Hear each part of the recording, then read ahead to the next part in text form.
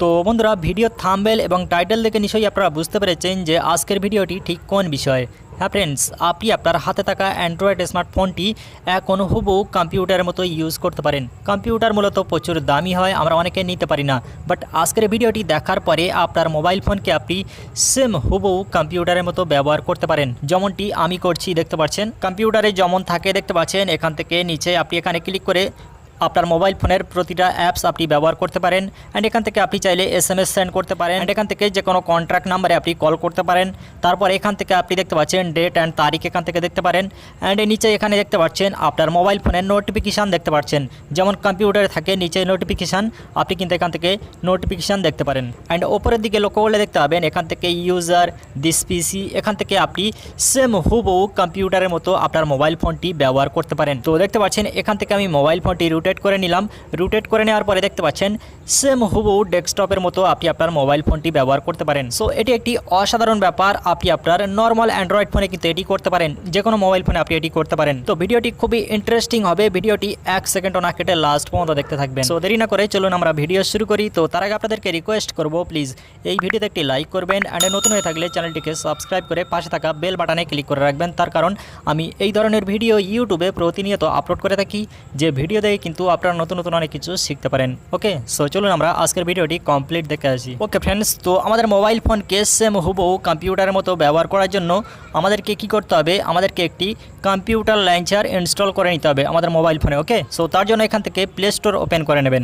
এখান থেকে play store open করে নেবেন। দেন প্লে স্টোর ওপেন করার পর এখান থেকে আপনাদেরকে সার্চ করতে হবে কম্পিউটার লঞ্চার। দেখতে পাচ্ছেন কম্পিউটার লঞ্চার লিখে সার্চ করবেন। দেন সার্চ করার পরে দেখতে পাচ্ছেন কম্পিউটার লঞ্চার কিন্তু আপনার সামনেই শো করবে। এখান থেকে আপনি খুব সহজেই এটি ইনস্টল করে নিতে পারেন। ওকে, সো এখান থেকে আমি অলরেডি ইনস্টল করে রেখেছি। তো এখান থেকে আমি ওপেনে ক্লিক করব।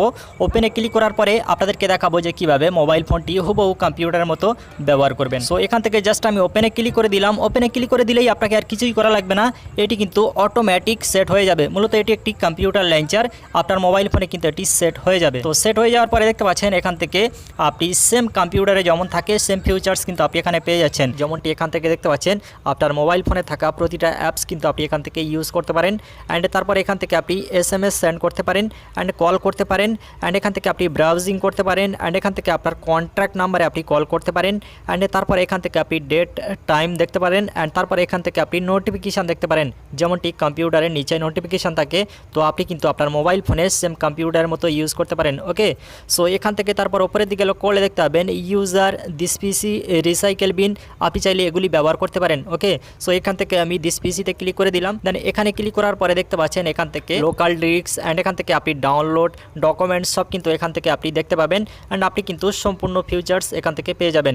অ্যান্ড কম্পিউটারে যেমন থাকে দেখতে পাচ্ছেন minimise, maximise, and close button, আপনি কিন্তু এখান থেকে এগুলি ইউজ করতে পারেন। তো তারপর এখান থেকে আপনি ডেট অ্যান্ড তারিখ দেখতে পারেন, অ্যান্ড এখান থেকে আপনি ওয়েদার দেখতে পারেন, অ্যান্ড তারপর এখান থেকে দেখতে পাচ্ছেন রিসাইকেল বিন। মূলত এটি কম্পিউটারে থাকে, যখন কোনো ফটো কিংবা ফাইল ডিলিট হয়ে যায় এই রিসাইকেল বিনের সাহায্যে কিন্তু সেটি আবার রিকভারি করা যায়। ওকে, সো আপনি এটি মোবাইল ফোনেও ব্যবহার করতে পারেন। সো এক কথায় বলা যায় এটি একটি অসাধারণ ব্যাপার। আপনি আপনার মোবাইল ফোনে এই লঞ্চারটির সাহায্যে সেম হুবহু কম্পিউটারের মতো ব্যবহার করতে পারেন। তো আশা করি আপনারা ভিডিওটি বুঝতে পেরেছেন। মূলত আজকের ছিল এই ভিডিও। তো ভিডিও নিয়ে যদি কোনো রকমের কোনো ডাউট থাকে অবশ্যই কমেন্ট বক্সে আমাকে কমেন্ট করে জানাবেন। আমি প্রতিটা কমেন্ট পড়ি অ্যান্ড প্রতিটা কমেন্টে রিপ্লাই দিয়ে থাকি। তো ফ্রেন্ডস, ভিডিওতে একটি লাইক করবেন, অ্যান্ড বন্ধু বান্ধবের মাঝে শেয়ার করবেন, অ্যান্ড নতুন হয়ে থাকলে চ্যানেলটিকে সাবস্ক্রাইব করে সাথে থাকবেন।